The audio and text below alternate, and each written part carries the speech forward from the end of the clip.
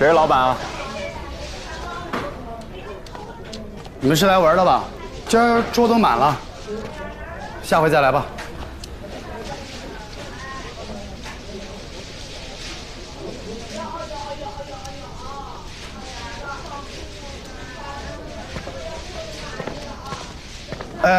警官同志啊，我们这就是小区的棋牌活动中心，街坊邻居的茶余饭后来玩一玩，消遣消遣，绝对没有违法乱纪的事儿。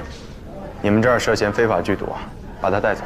哎，聚赌啊，这就自娱自乐一下呀。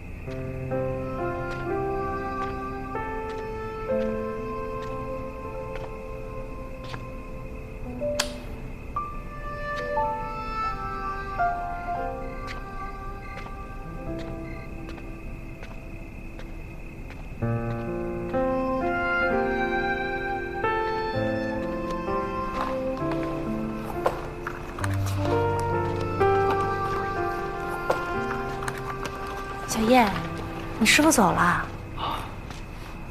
睡着了。睡着了。姐。一会儿你回家吗？我开车顺路。我那个还有一个结果在等，所以你先回去吧。行。那我。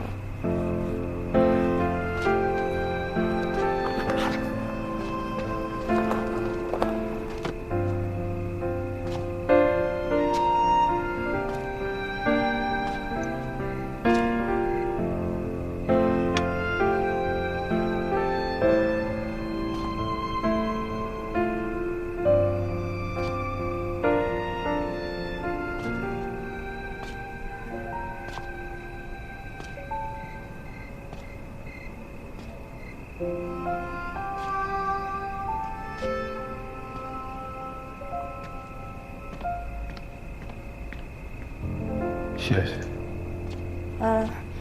我刚才进来给你送点，然后看你睡觉，我就给你带了一下。把奶给我端过来。啊，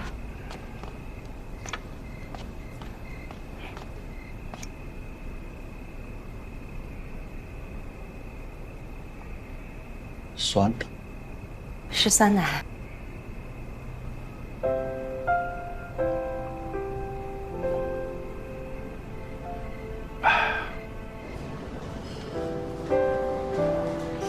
哎，齐正美，稍我一下，去和同学吃饭，你去吗？不去了，我明天一早。行吧。刚看你一直在看手机啊，等消息。别管。说多少次了，喜欢就去追，大胆说出来，别自己硬扛。嗯？都跟你说话呢，叹什么气啊？什么表情啊？你吃错药了吧？一天天的，你烧不烧我到底啊？说说情况吧。我们调取了监控，根据这个电梯的监控显示，山仔和耗子在报案者报案前的1小时，出现在了死者家门口，然后跟这个时间呢，报案者的时间基本上一致，情况也基本属实。我往前查了1个月的监控，发现这2个人昨天上午的确是第一次来到案发现场。尸检结果确认死亡时间是在前一晚的8点。如果这俩人确实是第一次来到死者家中，那他们不具备作案时间。我把这个小区所有的监控都查看了，可以确定。那这2个人的嫌疑可以排除了。那15万块钱的事儿怎么样了？已经核实了。我们按照耗子提供的线索，找到了那家开设赌局的棋牌室老板赵黑子，确实是在案发当天下午6点左右，拿着赢来的15万离开的。他离开棋牌室后，其他人都继续在玩，没人离开，有监控可以查证。所以接下来的线索就是这15万。那赵黑子离开时，那15万是怎么带走的？装在一个黑色塑料袋里，他走的时候在手里拎着。那棋牌室的位置在哪儿啊？在隧道口的一家民房里，距离死者家很近。死者6点离开棋牌室，到家时间是8点，这2小时他去哪儿了？我还从这个监控里发现啊，这个女人，在这1个月里头多次来赵黑子家。上个月28号，她还在赵黑子家里过了夜，第2天早上他们一起出来吃的早餐。所以死者离开棋牌室之后，很有可能去找了他。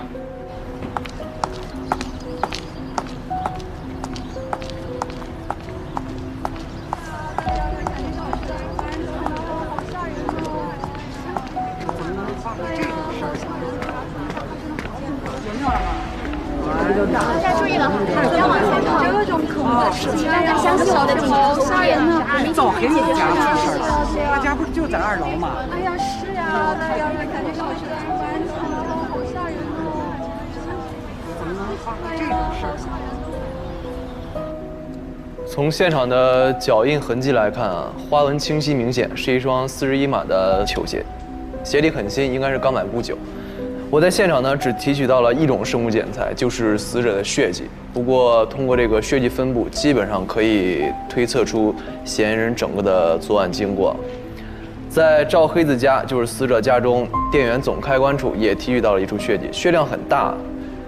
推测嫌疑人应该是在杀死死者后触碰过死者家中的电源总开关。这么说来，凶手在行凶前把死者家的电源给关了。那在这么黑的环境下，那个人是怎么完成快速的杀人行动的呢？眼睛在黑暗的环境里待久了，就能逐渐看清周围，这是眼睛对光线的适应能力。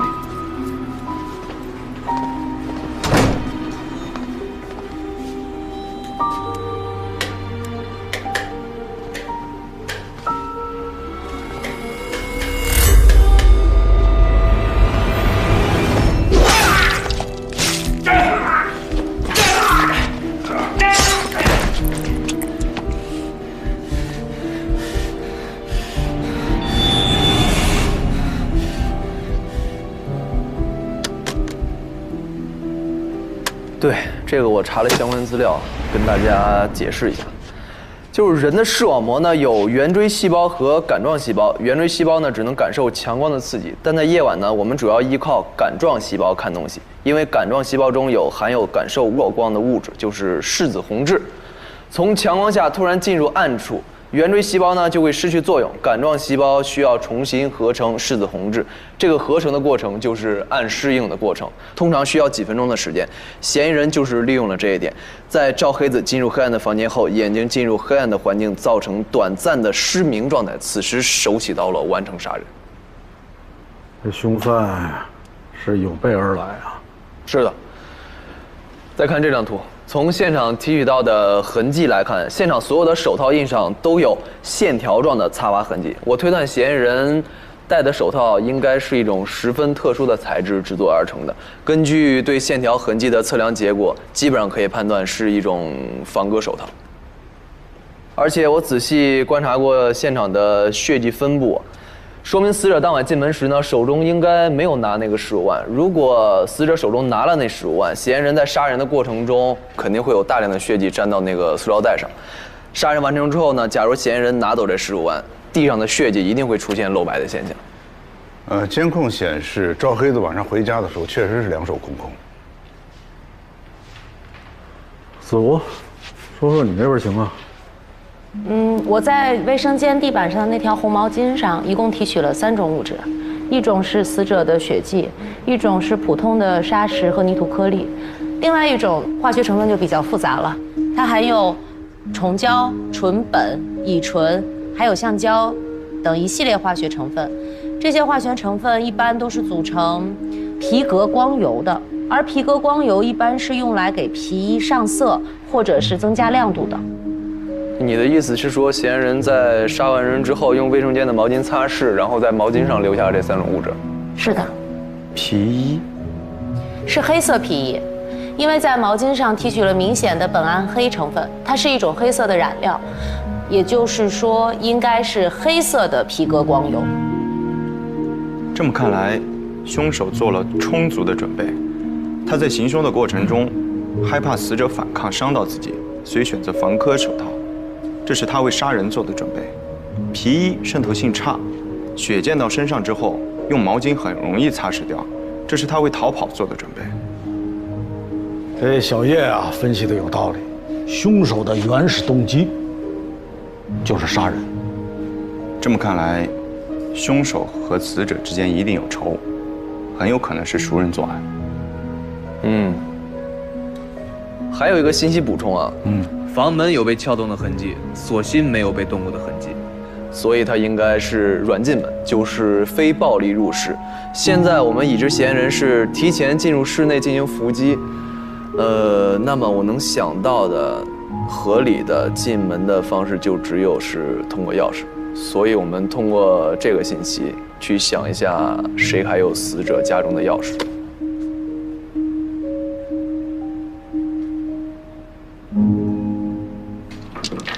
拿牌。哎，你们听说了吗？玉营小区死了个男的，说是被人在家给砍死了。真的假的？青天白日的，怎么会有这种事情发生啊？当然是真的，我嫂子就在那个小区里住啊。听他们说啊，那天他们小区来了好多警察。被你说的鸡皮疙瘩都起来了。听说那个男的在外面欠了好多钱，老婆孩子都在上海。听到这消息啊，都没人愿意回来。回来干嘛？死都死了嘛，谁知道回来会不会被那些讨债的堵，是吧？对，听说过这个事儿，我在手机里看到了视频呢，也不知道凶手抓到没。哎，白雪，想什么呢？到你了。被你们嚷嚷的脑袋疼。哎，你这几天都跑哪儿潇洒去了？都好几天没见到你了。这几天头疼的厉害，整个人都不舒服，在家躺了2天。前几天在附近看到你和一男的在说话，手里还拿着东西。那人谁啊？穿得邋里邋遢的，老家亲戚啊？八卦到我头上来了，就你眼神好，外面认识的，打个招呼而已。哦，外面认识的呢？不会是什么老情人吧？去你的！照你这么说，这街上跟我说话的男的都是我老情人啊？谁啊？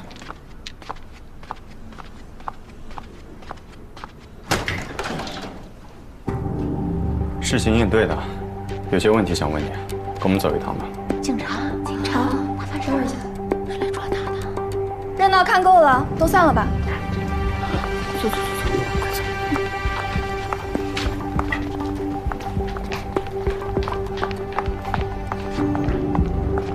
再等我一下。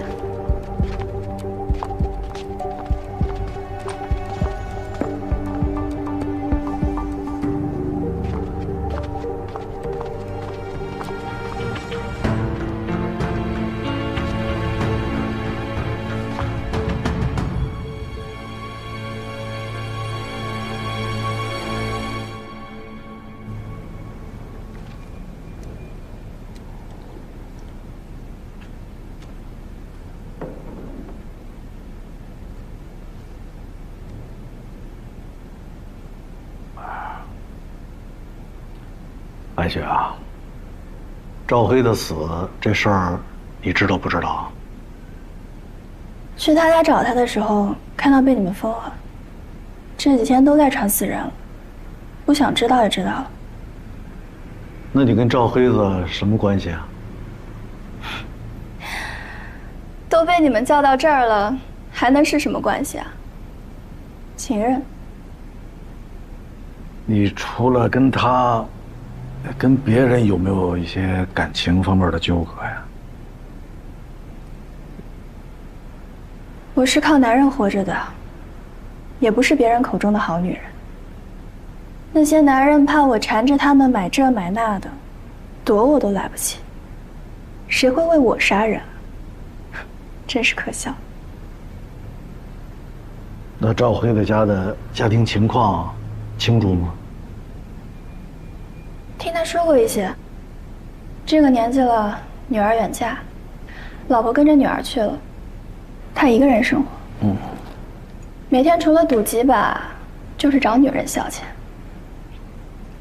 不过他对我还不错，至少挺大方的，也不会想着从我这儿捞什么好处。那赵黑子死的当晚，有没有去找你啊？找过。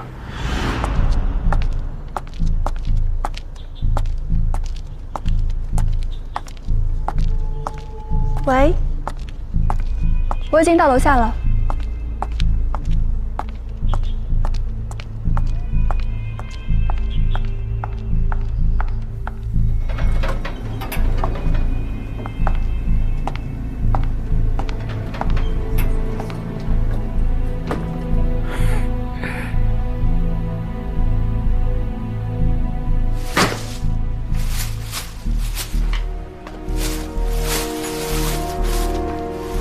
这么多，你不还，他们会不会找你麻烦啊？能多拖一阵儿是一阵儿，唉，等到他们拿我没办法了，要的时候也会少点儿。哎，对了啊，这钱先放你这儿啊，过一阵子咱们再花。那你先下楼买点下酒菜，我们一会儿喝点儿。嘿，好啊。待会儿咱俩得好好喝点啊！我这就买菜去。哎，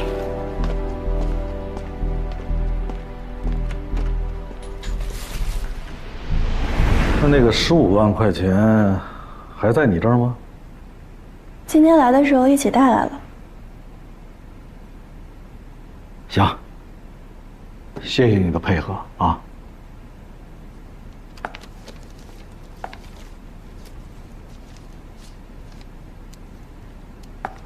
他死的痛苦吗？知道了。为什么这么问啊？我说了，他对我还不错，我希望他能少遭些罪。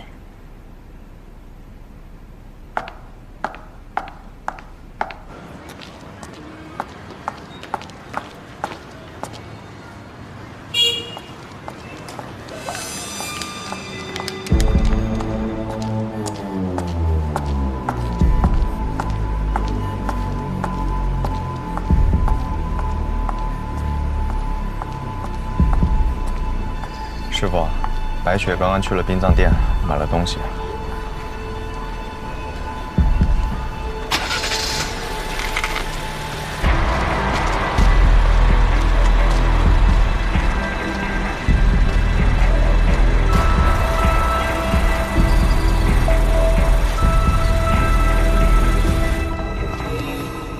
冷队，哎，进来。这是您要白雪的资料，您还在怀疑她吗？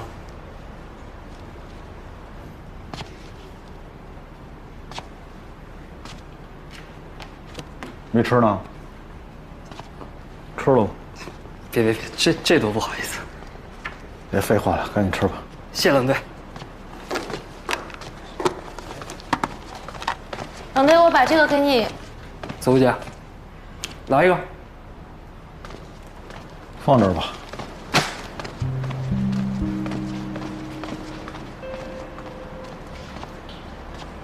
冷队，子茹姐怎么了？她生气了？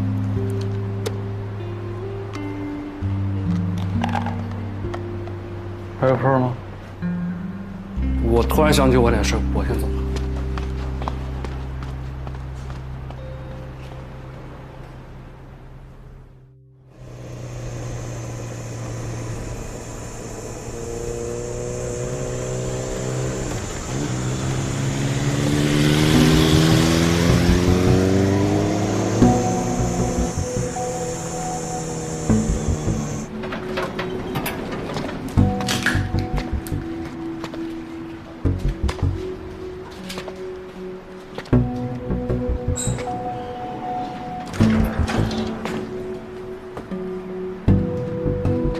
有什么发现吗？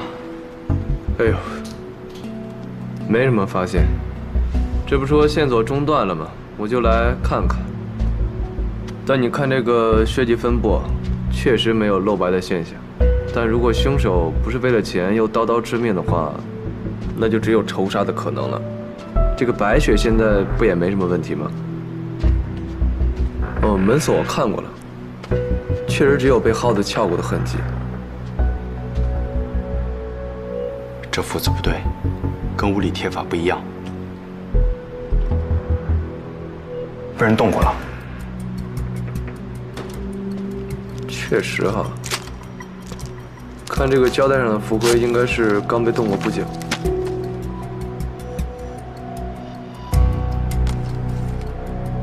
这就说得通了，嫌疑人应该是从这里开的锁。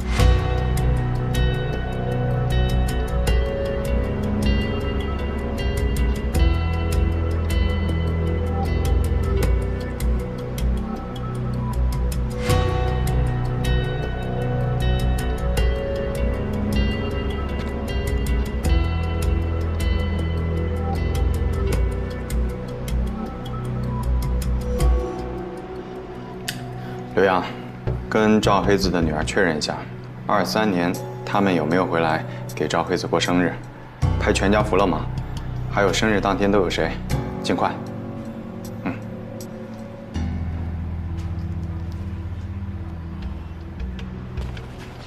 这种工具的长度啊，都是根据这个门锁的位置来确定的大小。一般他们为了携带方便，基本上都是组装的，用几根铁棍，用螺丝拧到一起就能用了，很简单。师傅，磊叔让我们过去看一下监控。我根据小龙的分析，还有子吴提供的衣着的情况，找到了这个嫌疑人。这个是小区东门摄像头拍到的画面。这个嫌疑人进来的时候，你看两手空空，什么都没拿。然后再看这边，这是他出小区时候的画面。同样是两手空空，什么都没拿。根据小龙的分析，他作案的时候应该用了什么猫眼钳、组合开锁工具。小龙，你说这怎么解释啊？要不然他就是有帮手，要不然就是……师傅，磊叔，电梯的监控呢？没有，他作案的时候应该没有坐电梯，走的是楼梯。对，这个我确认过了。我在楼梯间发现了他上下楼梯的脚印。老焦，你这样啊，把2段视频嫌疑人的照片拷下来，按这个同比例缩放啊。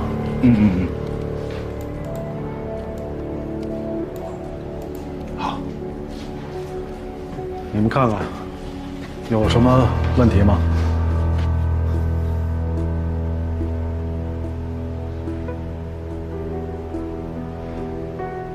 嫌疑人进小区的时候腹部有些凸起，但离开小区之后腹部又变平坦了，所以他应该是把作案工具塞进衣服里，带到作案现场，杀完人之后，又把工具扔在小区了。赶紧联系这个小区物业，把当天所有倒垃圾的所有工作人员再排查一遍，啊，确认这作案工具的去向。回去吧。是。师傅，我觉得还有一个人，他应该知道些什么。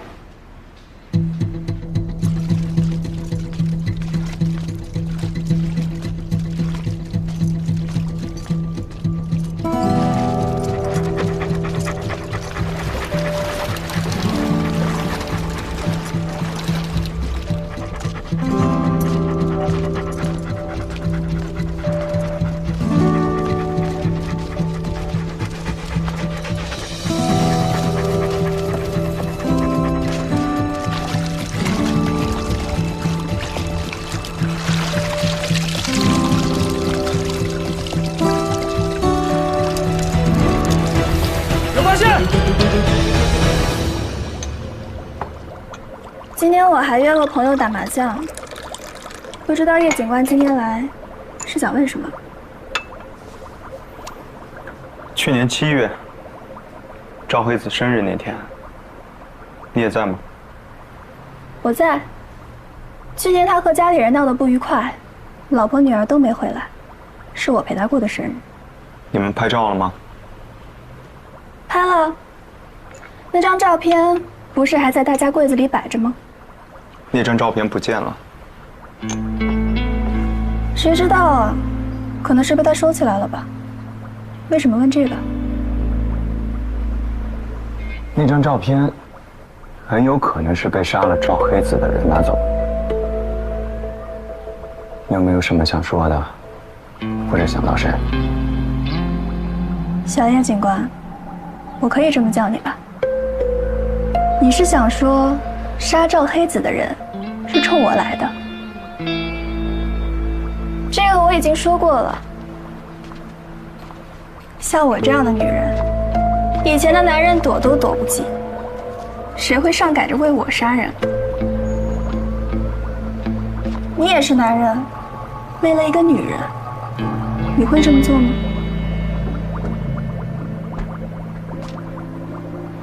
我不会，不代表别人不会。真相还是谎言。等抓到凶手之后，就都清楚了。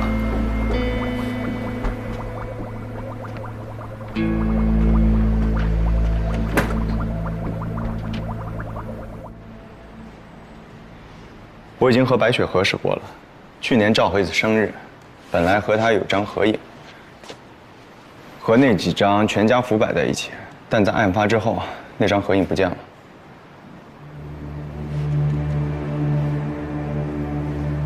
你是认为白雪隐瞒了些什么，是吗？白雪一直在强调和她的过往无关，但单凭凶手拿走合影来看，我认为凶手不仅和白雪认识，而且还有瓜葛。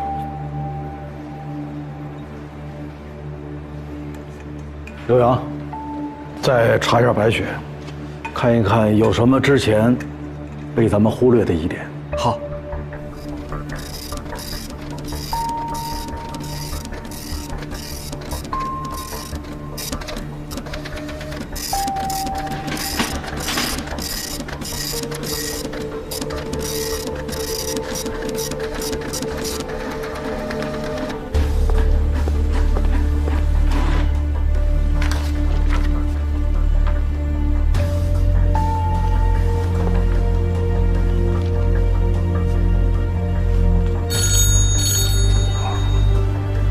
哎，对，哎，走。找到了，我在开锁工具螺纹接口上检出了 DNA 样本，是一名男性，有前科。我现在就把资料给你们送过去。好。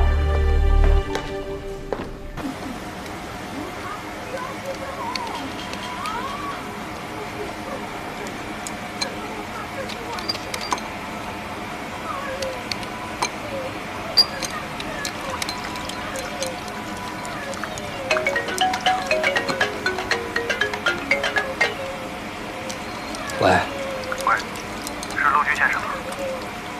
东西都准备好了吗？准备好了。好，我一会儿就过来。好。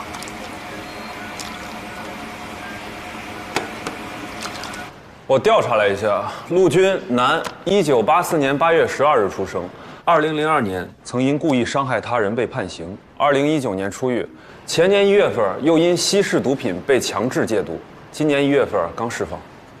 这才2个月又杀人。你们调查死者的关系网时，有没有这个人？没有提到过。叶谦啊，先找到这个人再说。明白。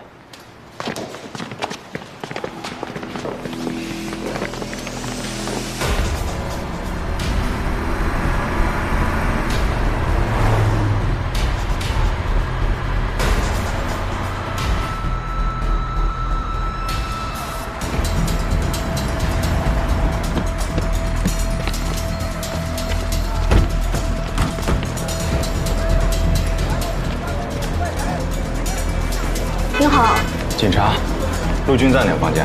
稍等，303。他现在吗？这个我也不太清楚。房卡给我。好。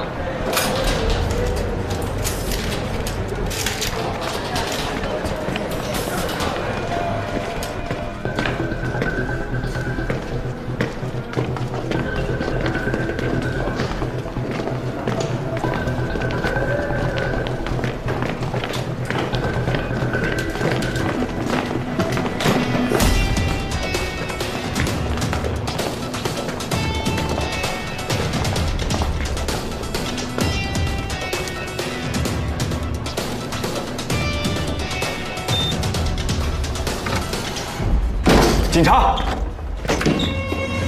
警察！没人，开灯。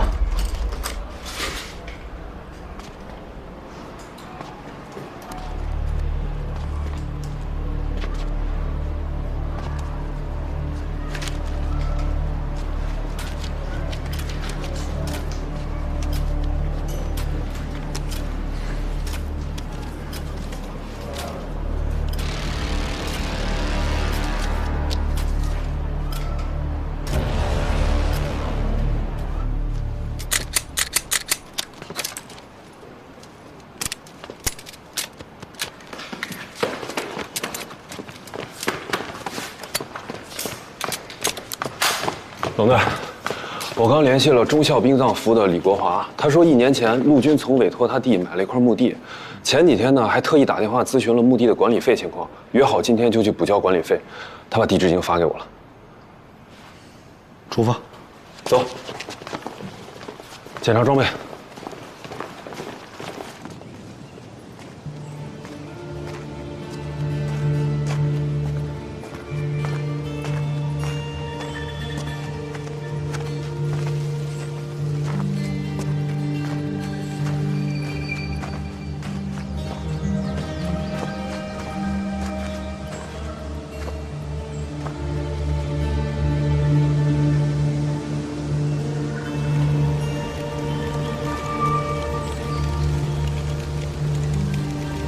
梦洁，很快我就能来陪你了。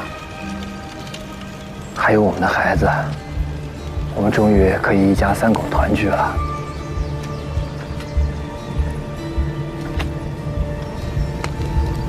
以后啊，再也没有人能欺负你了。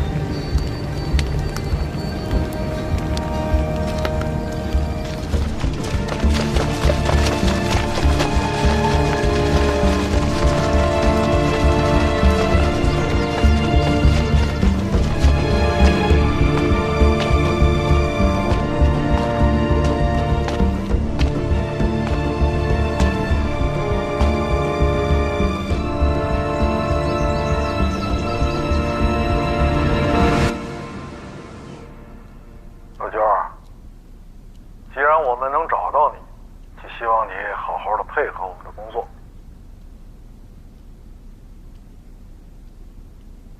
我的情况，你们应该也都了解。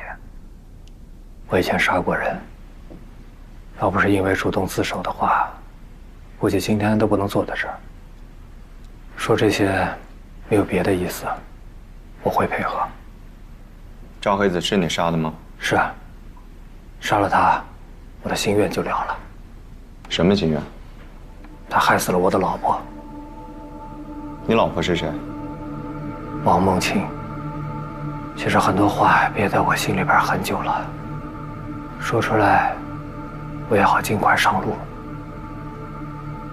2000年的时候，我16岁，家里边条件不好，养不了那么多孩子，所以我很早就出来打拼了。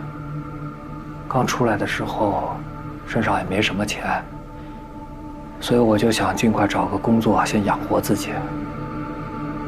我就去了一家酒吧当服务员，虽然工资很低，但就在那儿，我遇见了梦清。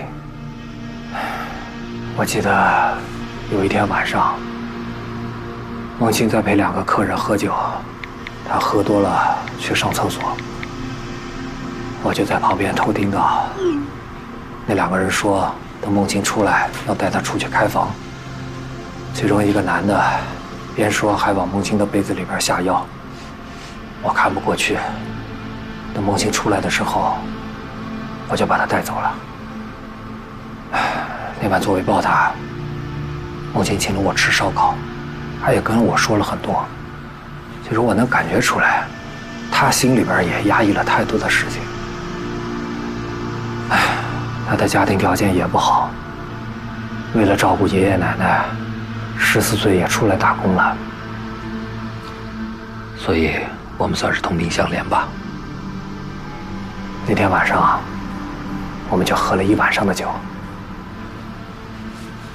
那晚之后，我们就走到一起了。梦清为了照顾我的感受，就辞掉了在酒吧的工作，去了一家饭店当服务员。一开始都挺正常的。可就在我们相处3个月之后，我发现了他的秘密。什么秘密？梦清吸毒。吸什么毒？海洛因。他是被一个客人给拉下水的。他以为我知道后会离开他，可是我跟他说，无论他怎么样，我最爱的人都是他。梦清，无论你变成什么样子，你都是我最爱的人。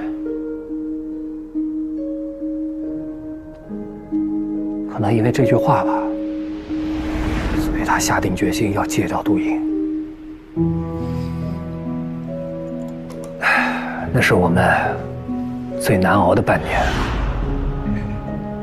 我每天打2份工，就是希望能早一天实现我们开店的愿望。后来我们攒了些钱，加上东拼西凑，我记得是在2001年6月1号儿童节那天，我们租了一个门脸，开了一家饭店，以为可以开始正常的生活了。可是没想到，招牌还没挂几天呢，就有人来找我们的麻烦。他们跟我说，如果想在这儿开店，食材必须从他们那儿购买，而且是每天定量购买。定量购买？对，就是不管你生意好还是不好，每天必须从他们那儿购买200块钱的食材。可他们给的都是些什么东西啊？烂菜叶子、臭猪肉，我看了之后根本没法用，所以当场就回绝了。报警了吗？报警？还没等我报警呢，他们的领头一个叫猴子的人就来警告我，说这个地方是他的地盘，如果想在这儿做生意，就得听他的规矩，否则就走人。我当时18岁，年轻气盛，所以就跟他在店里边打起来了，我就一刀砍在了猴子的头上。因为这件事情，我被派出所拘留了15天。就在我被拘留的时候，他们就找到孟晴，和孟晴说让孟晴给我准备好棺材，等我出来的时候就要弄死我。汗水替代泪水的重量，用伤口遮住枪口的声响，没有天生不屈的倔强，只因总有人赶在前方挡下风浪。当每一次不平凡变得习以为常，只为将肩上徽章擦亮，就像黑夜中暗涌的光，汇聚成你的模样。抬头望，多么的荣光，像希望伸出了臂膀，披着光，只是也有望，穿越过命运的战场。